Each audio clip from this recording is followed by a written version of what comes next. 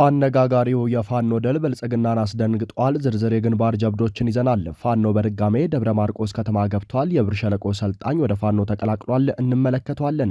ላስታ አሳምናው ኮር በአገዛዙ ሰራዊት ላይ የማያዳግም እርምጃ በመውሰድ በርካታ ድሎችን ተጎናጸፈ። በአገዛዙ መድፍ በርካታ ሰዎች ተጎድተዋል። ከቦታው መረጃ አለን። ሰላም፣ ጤና፣ ፍቅር የምንመኝላችሁ ውድ የበለስ ሚዲያ ቤተሰቦቻችን እናንተን ይመጥናሉ ብለን ያሰብናቸውን የተመረጡ የታህሳስ 27 ቀን 2018 ዓ.ም የረፋዱን የግንባርና ወቅታዊ መረጃዎችን ወደ እናንተ ይዘን ቀርበናል። ሰናይ ቆይታ። አማራ እንደጨከነ ዛሬም ያልገባው የብልጽግና ካድሬና የኢትዮጵያ ሕዝብ ስናይ በእጅጉ እንስቅባቸዋለን። ያ የመቻልና የመታገዝ ዘመን ሰላማዊ የተቃውሞ ሰልፋችን ላይ ነው ያከተመው። ዛሬ ጥርሳችንን ነክሰን አጥፊያችንን ገጥመነዋል። በመጣበት መልኩ ልኩን እያሳየነው በአደባባይ እያዋረድነው እንገኛለን። በሰላማዊ ጥያቄያችን ላይ ሲቀልዱ ሲያሾፉ የነበሩት ዛሬ አንገታቸውን ለመድፋት ተገደዋል። ትጥቅ አስፈትቶ ባሪያ ሊያደርገን የመጣው የአረመኔው አብይ ጦር ትጥቁን ፈቷል። ሊገድለን የመጣው ደሙን ከአፈር ጨምረነዋል። ዓላማም ወኔም ጥበብም የራቀው ስልቡ ወታደር ከዓላማ ተዋጊው በአባቶቹ ጥበብ ከሚፋለመው ከፋኖ ፊት ቆሞ ሊዋጋ አቅም አነሰው። ሰሞኑን የሆነውም ይህ ነው። የአዳራሽ ጩኸትና የጠላቱ ካታ የማይበግረው ሰራዊታችን የአብይ አህመድን ወራሪ ሰራዊት ማርኮ መደርደር የዘወትር ስራው ሆኗል። በቴዎድሮስ እዝ ቀጠና ማርሽ ቀያሪ ድል ተገኝቷል። በዚህ ተጋድሎ የጠላት የውጊያ ምሽግ ብቻ ሳይሆን የአሉባልታና የውሸት ምሽግም ተደርምሷል። በለስ ሚዲያ የአርበኛ አስረስን መልእክት የተመለከተ ሲሆን ለወራት አምጦ ወደ ጮቄ ከዘለቀው የጀነራል ብርሃኑ ጥላውን ወራሪ ሰራዊት የ6ኛ እዝ 602ኛ ኮር 25ኛ 32ኛና 57ኛ ክፍለ ጦሮች በገና ዋዜማ ልዩ ስጦታ ተረክበነዋል ብሏል። የአማራ ፋኖ ብሔራዊ ኃይል ቴዎድሮስ እዝ 206ኛ ኮር 24ኛ ክፍለ ጦር ታህሳስ 24ና 25 ባደረገው ትንቅንቅ የጮቄውን ስምሪት ከወሰዱት የጠላት አሃዶች መካከል የ25ኛ ክፍለ ጦር ሙሉ ለሙሉ ተደምስሳለች።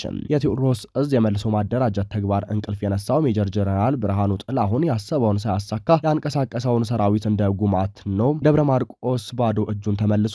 በዚህ አውደ ግንባር ብቻ 206ኛ ኮር 3 ዲሽቃዎችን፣ 2 ሞርተር፣ 8 ብሬን፣ 5 ስናይፐር እና 230 ክላሽ ከበርካታ ተተኳሽ ጋር በመማረክ ለወገን ኃይል ግምጃ ቤት ገቢ አድርጓል። በሌላ በኩል 2 የመቶ አለቃ ማዕረግ ያላቸውን መስመራዊ መኮንኖች ጨምሮ 61 ወታደሮች ተማርከዋል። እንዲሁም 2 የሬጅመንት አዛዦች፣ 5 የመቶ አለቃዎችና 420 የአረመኔው ሰራዊት አባላት ተደምስሰው ከ137 በላይ የጠላትን ኃይል ቁስለኛ ሆነዋል። የ602ኛ ኮር አዛዡ ጀነራል ሶፊያን አህመድ የ32ኛ 57ኛና 25ኛ ክፍለ ጦርን አቀናጅቶ ለማጥቃት የነበረው ወታደራዊ እቅድም በቴዎድሮስ እዝ 206ኛ ኮር በፈጸመው አስደናቂ ተጋድሎ ቅዠት ሆኖ ቀርቷል። የደረሰበትን ምት መቋቋም አቅቶት ብትንትኑ የወጣው የጀነራል ሶፊያን ጦር ለማገዝ በማሽካል አቅጣጫ የተንቀሳቀሰው ሌላው የጠላት ዩኒት አራተኛውን ዲሽቃ ለቴዎድሮስ እዝ 109ኛ ኮር አስረክቦ መመለሱን መዘገባችን ይታወሳል። ከጮጌ ጥጋ ጥግ የወዳደቀውን የጠላት አስከሬን ማህበረሰቡ እየሰበሰበ እየቀበረ ይገኛል። በአጠቃላይ አንድም አስከሬን ሳያነሳ በትንትኑ ወጥቶ በየጫካ ወድቆ እየተገኘ የሚገኘው የሜጀር ጀነራል ብርሃኑ ጥላውን 25ኛ ክፍለ ጦር እስካሁን ባለው ተጨባጭ ሁኔታ 618 የሰው ኃይሉን ከጥቅም ውጭ ሆኗል። የአብይ ጀነራሎች ለወራት የተዘጋጁበትን ወታደራዊ እቅድ በአንድ ምሽት ምክክር ከልሰው በድሉ ያሰከሩን የ206ኛና 109ኛ ኮር በተለይም የ24ኛና 99ኛ ክፍለ ጦር ወታደራዊ አመራሮቻችን ክብር ይገባቸዋል ሲል አርበኛ አስረስ ማረዳምጤ ገልጿል። በተመሳሳይ 206ኛ ኮር ታህሳስ 26 ቀን 2018 ዓ.ም ምሽት ላይ በደብረ ማርቆስ ከተማ ጎዛምን ፖሊስ ጣቢያ ላይ በፈጸመው የቦምብ ጥቃት 2 ፖሊሶች ሲገደሉ 1 ፖሊስ ከባድ ቁስለኛ ሆኗል። በሌላ የከተማዋ አቅጣጫ በተመሳሳይ ሰዓት በሚኒሻ መንበሩ ዘውዴ ቤት በተደረገ የቦምብ ጥቃት በህይወትና ንብረት ላይ ከፍተኛ ጉዳት ደርሷል። በተጠና መልኩ በተደረገው ኦፕሬሽን ደብረ ማርቆስ ከተማ የመሸገው ካሬ እየተፍረከረከ ሲሆን ከመሃል አደባባይ የካሬ መገልገያ መኪና መማረኩ ይታወሳል። ታፍነው ወደ ብር ሸለቆ ማሰልጠኛ ካምፕ የገቡ 42 ህጻናት አፋብሃ ምዕራብ አማራ ቀጠና ቴዎድሮስ እዝን 109ኛ ክፍለ ጦርን ተቀላቀሉ። ለፋኖ እጃቸውን ከሰጡ መካከልም ከትምህርት ቤት ሲወጡ ከበር ላይ ታፍነው መወሰዳቸውን ገልጸዋል። ተማሪዎች ከትምህርት ቤት፣ ሰራተኞች ከመስሪያ ቤት፣ ከመዝናኛ ቦታና ከቤት ለቤት እያፈሱ በማስገደድ ወደ ስልጠና እያስገቡ መሆኑን በመግለጽ የዚህ አረመኔ ሰራዊት ሰለባ ላለመሆን ህዝቡ ራሱን ይጠብቅ ሲሉ ገልጸዋል። አሁን ላይ ሩጠው ያልጠገቡ የ14ና የ16 ዓመት ታዳጊዎችን ከትምህርት ገበታና ከእናታቸው ጉያ እየነጠቀ ለጦርነት መማገዱን ተያይዞታል። እነዚህ ተምረው ለአገር ይበቁልናል ብለው ወላጆቻቸው ተስፋ የጣሉባቸው እንቦቀቅላ ህጻናት ከትምህርት ቤት በር ላይ ታፍሰው ወደ ብር ሸለቆ ማጎሪያ እያጋዘ ይገኛል። አረመኔያዊው የአብይ አገዛዝ የጭካኔ ጥግ ምን ያህል እንደሆነ የ7 ዓመት የዕለት ከዕለት ተግባሩ እንደሆነ ዓለም ያወቀው ፀሐይ የሞቀው ሀቅ ነው። ህጻናትን ለጦርነት መመልመል፣ ማሰልጠንና ማሰማራት ዓለም አቀፋዊ የጦር ወንጀል የሆነና በተለያዩ ዓለም አቀፍ ድንጋጌዎች የተከለከለ ተግባር ነው። ለጥቁሩ ሂትለር የአብይ አህመድ አገዛዝ ግን ዓለም አቀፍ ህግም ይሁን የሞራል ተጠየቅ ግድ የሚሰጡት አይደሉም። ለስልጣኑ መራዘም ይጠቅሙኛል ብሎ ካሰበ የትኛውንም ህግ ይጥሳል፣ ኢሞራላዊ የሆኑ ድርጊቶችንም ይፈጽማል። እነዚህ ህጻናት በዓለም አቀፍ ድንጋጌዎች የተደነገገን የህግ ከለላ በመጣስ በአገዛዙ የትምህርት ቤት ዩኒፎርም ለብሰው በመማሪያ እድሜያቸው ወታደራዊ ዩኒፎርም ለብሰው ወደ ወገናቸው በመተኮስ ለጋ ጉልበታቸውን ገብረውና ደማቸውን አፍስሰው ስልጣኑን ይታደጉት ዘንድ ወደ ትምህርት ቤት ከሚሄዱበት ለመልእክት በሚንቀሳቀሱበትና ከጓደኞቻቸው ጋር በሚዝናኑበት ቦታ አፍሶ ወደ ወታደራዊ ማሰልጠኛ ተቋም አስገብቷቸዋል። ከእነዚህ ህጻናት ውስጥ እድሜያቸው ከ14 እስከ 16 የሚሆኑ ከ40 በላይ ምልምል ህጻናት በአካባቢው ባለ የፋኖ ድጋፍ በመታገዝ ከብር ሸለቆ ማሰልጠኛ ተቋም በመውጣት ቴዎድሮስ እዝ 109ኛ ኮር 99ኛ ክፍለ ጦርን ተቀላቅለዋል። አስተያየታቸውን ያጋሩ የአገዛዙ ማሰልጠኛ አፈና ወጥተው ከማህበረሰብ ጋር የተቀላቀሉ ምልምል ህጻናት የአገዛዙ አሰልጣኞች በስልጠና ካምፕ ውስጥ በሰልጣኞች አእምሮ ውስጥ የፍርሃት ቆፈን ለማስተጋባትና አሁንም የተዛባ ትርክት በህጻናት አእምሮ ለማስረጽ ሲሉ በዙሪያቸው ያለ ዘረኛው አማራ ነው፣ ከዚህ ከወጣችሁ ፋኖም ሆነ ህዝቡ አማራ ያልሆነን ይገድላል፣ ያግታችሁና ቤተሰቦቻችሁን 200 ሺህና ከዛ በላይ ይጠይቃሉ፣ ብሩ ቢሰጣቸው ራሱ ተቀብለው ይረሽናቸዋል የሚል የተመረዘ ፕሮፓጋንዳ ሲያሰለጥኗቸው እንደቆዩ ይናገራሉ። ነገር ግን ምን ጊዜ ሞት ነው ብለን ደፍረን በመውጣታችን ያየነው የህዝብና የፋኖ እንክብካቤ ፍጹም የማይገናኝና ቱታ ለብሰን የወጣነውን የለበስነውን እያወለቀ የሚያለብስ ህዝብና ሰራዊት ነው ያገኘነው ሲሉ ምስክርነታቸውን ሰጥተዋል። ምልምል ህጻናቱ በአካባቢው በማህበረሰቡና በክፍለ ጦሩ እንክብካቤ እየተደረገላቸው ይገኛል። ላስታ አሳምነው ኮር በአገዛዙ ሰራዊት ላይ የማያዳግም እርምጃ በመውሰድ በርካታ ድሎችን ተጎናጸፈ። አፋብሃ ምስራቅ አማራ ቀጠና ምኒልክ እዝ የግዙፉ ላስታ አሳምነው ኮር ክንፍ የሆኑት እሸት ክፍለ ጦርና ነብሮ ተወርዋሪ ኮማንዶ ብርጌድ በጥምረት በመሆን ከላሊበላ ጋሸና፣ ከጋሸና ላሊበላ በሁለት አቅጣጫ እየተንቀሳቀሰ የነበረን የአገዛዙን ሰራዊት አይቀጡ ቅጣት ሲቀጡ፣ ተፈራ ማሞ ክፍለ ጦር ደግሞ መነሻውን አይና ከተማ አድርጎ ወደ ቅዱስ አርቤ እየተንቀሳቀሰ የነበረን ግትልትል ሰራዊት እንደ ቃሪያ ሲያራግፉት ውለዋል ሲል እዙ ገልጸዋል። ምላሱ ብቻ የቀረው የብልጽግናው አገዛዝ በአፈቀላጤዎቹ በኩል ፋኖን ከምድረገጽ አጥፍቻለሁ የሚል የውሸት ፕሮፓጋንዳ ለገና በዓል ወደ ላሊበላ ከተማ ለሚመጡ እንግዶች ለማስረጽ የተለያየ የክልልና የዞን ሆዳደር ካቢኔዎችን ይዞ በመምጣት ላይ ያለ በቀን 26 2018 ዓመተ ምህረት በእሸት ክፍለ ጦርና በነብሮ ተወርዋሪ ኮማንዶ ብርጌድ ሲገረፍ ውሎ ያሰበውን ሳያሳካ ወደ የመጣበት ተመልሷል።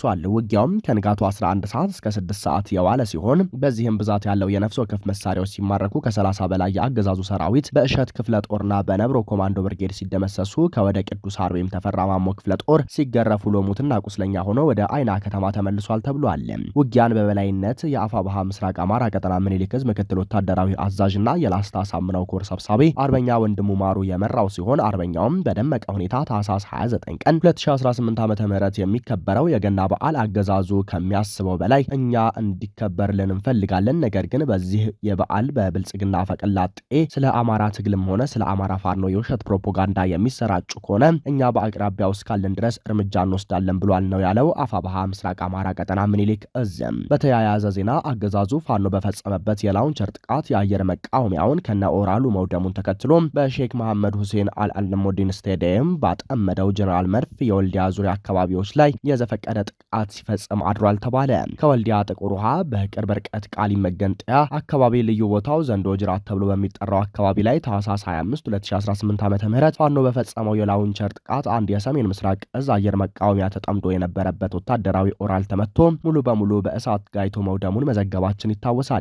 ከወደ ፋኖ በተከፈተበት መብረቃዊ ጥቃት የአየር መቃወሚያው ከነ ኦራሉ የወደመበትና በርካታ ወታደሮቹ የተገደሉበት ብሎም የተማረኩበት አገዛዙ በወልዲያ ከተማ ሼክ መሐመድ ሁሴን አልአላሙዲን ስታዲየም ባጠመደው ጀነራል መርፍ ከወልዲያ እስከ ቃሊም የሚገኙ አካባቢዎች ላይ የበቀል እርምጃ እየወሰደ አምሽቶ አድሯል። ከታህሳስ 25 ቀን 2018 ዓ.ም እኩለ ቀን ጀምሮ ከወልዲያ በቅርብ ርቀት የሚገኙ አካባቢዎች ማለትም አፍሪኬ፣ አላገዶ፣ ሚጦ፣ ጃርሳ፣ ቃሊምና ቃሊም መገንጠያ እንዲሁም ዘንዶ ጅራት በተባሉ አካባቢዎች ላይ የዘፈቀደ የጀነራል መድፍ ድብደባ መፈጸሙን ለማረጋገጥ ተችሏል። በዚህም የማሽላ አዝመራ እየሰበሰቡ የነበሩ አርሶ አደሮች በከባድ መሳሪያ ተመተው ወደ ሕክምና የተወሰዱ ሲሆን ከእነሱ መካከልም ህይወታቸው ያለፈ መኖራቸው ታውቋል። ከፋኖ ጋር ጠንከር ያለ ውጊያ አካሄዶ ድል ማድረግ የማይችለው አገዛዙ በየአውደ ውጊያው ከባድ የሆነ የሰብአዊ እና ቁሳዊ ኪሳራ በገጠመው ቁጥር አቅመ ደካሞችን ሰብስቦና በጅምላ በመረሸን ህጻናትና ነፍሰ ጡሮችን በመግደል እንዲሁም የልጃገረዶችን ጡት በመቁረጥና የታዳጊዎችን ብልት በመስለብ የበቀል እርምጃ እንደሚወስድ በተደጋጋሚ አሳይቷል። እነዚህ ኃይሎች ትናንት ወልዲያ ዙሪያ ከባድ ጉዳት ሲደርስባቸው የዘፈቀደ የመድፍ ድብደባ በመፈጸም የበቀል ዱላቸውን በንጹሃኖች ላይ አሳርፈዋል። በተጨማሪም ይኸው ነውረኛ አቅመ ቢስ አገዛዝ በወልዲያ ከተማ ወደ ጥቁር ውሃ መውጫ ጉቦ ተብሎ በሚጠራው ሰፈር የሚገኙ ነዋሪዎችን ማርፈጃውን ዙ 23 እና ሬሽን ጭኜ ስንቀሳቀስ አይታችሁ መረጃ ለፋኖ ሰጥታችሁ አስመትታችሁኛል በሚል በየሰፈሩ ያገኛቸውንም መደብደቡንና አንዳንዶቹንም አፍኖ መውሰዱን የዓይን እማኞች ለመረብ ሚዲያ ተናግረዋል። በወልዲያ ከተማ በተለይ ዳርቻው አካባቢዎች የሚገኙ ነዋሪዎች በከተማዋ ዙሪያ ውጊያ በተደረገ ቁጥር እናንተ ናችሁ የምታስጠቁን በሚል በመከላከያ ሰራዊት ከባድ ግፍ ይፈጸምባቸዋል።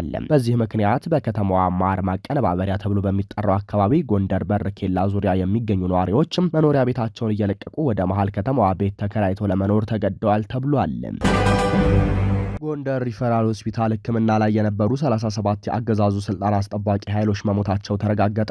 የአማራ ፋኖ ብሔራዊ ኃይል አፋብሃ ሰሜን አማራ ቀጠና በላይ ዘለቀ እዝ ሰሞኑን በአጅሬ ጃኖራ፣ በሚጦ ጦሃ ቀበሌና በሌሎች ቦታዎች በተደረጉ አውደ ውጊያዎች የአገዛዙ ብልጽግና ወዳደር በርካቶች በመሞት ሲሸኙ፣ የተቀሩት ደግሞ ከባድ እስከ ቀላል ቁስለኛ ሆነው በቀጠናው ያሉ ሆስፒታሎችን እያጨናነቁ ይገኛሉ። በቀጠናው ከሚገኙት ሆስፒታሎች መካከል አንዱ በሆነው ጎንደር ሪፈራል ሆስፒታል ለሕክምና ከገቡት ቁስለኞች መካከል ትናንትና ጠዋት የሞቱት 3 የሚኒሻ አባላትን ጨምሮ ከ37 በላይ የሚሆኑ የአገዛዙ ጡት ቆራጭ ኃይል አንድ ሳምንት ባልሞላ ጊዜ ውስጥ እስትንፋሳቸው መቋረጡ ተረጋግጧል ብሏል። በላይ ዘለቀ እዝም አንድ ስማቸው እንዳይገለጽ የጠየቁ የሆስፒታሉ ዶክተር ብዙ ጊዜ ለሕክምና ከሚመጡት ቁስለኞች አብዛኞቹ ይሞታሉ። ምክንያቱ ደግሞ ቁስለኞች ከአውደ ውጊያ ግንባር ወደ ሆስፒታል ቶሎ ሳይደርሱ ሲቀሩ ብዙ ደም ስለሚፈሳቸውና ለእነሱ የሕክምና ሙያተኞች የሚሰጧቸው የመጀመሪያ እርዳታ ሕክምና በቂ አለመሆኑ ተዳምሮ ለሞት ያበቃቸዋል ይላሉ። አሁንም ጎንደር ሪፈራል ሆስፒታል በቁስለኞች በመሞላቱ ታህሳስ 26 ቀን 2018 ዓመተ ምህረት 29 ቁስለኛ ወደ አይራ ሆስፒታል ተልከዋል።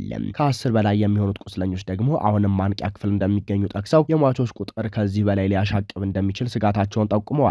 ዶክተሮች የጎንደር ሪፈራል ሆስፒታል ሙያተኞች ቁስለኞቹ እንደሚሞቱ እያወቁ በመከላከያ ሰራዊቱ ጫና የተነሳ በርካታ መድኃኒቶችን ለሟቾች እያባከኑ በመሆኑ ሌሎች በህይወት የሚድኑ መደበኛ ታካሚዎችን በመድኃኒት እጥረትና በስራ ጫና የተነሳ ማዳን አልቻልንም እያሉ ነው። በመጨረሻም ዶክተሮቹ የአገዛዙ ኃይሎች የሕክምና ጉዳይ በሆስፒታሉ አስተዳደሮች ውሳኔ ካልተሰጠበት በቅርቡ ሆስፒታሉ በመድኃኒት እጥረት ሙሉ ለሙሉ መደበኛ ስራውን ሊቋረጥ እንደሚችል ጠቁመው ይህ ድርጊት ጎንደር ዩኒቨርሲቲ ከማህበረሰቡ ጋር ያለውን ጥሩ ግንኙነት ያሻከረው እንደሚችል ስጋታቸውን ጠቁመዋል።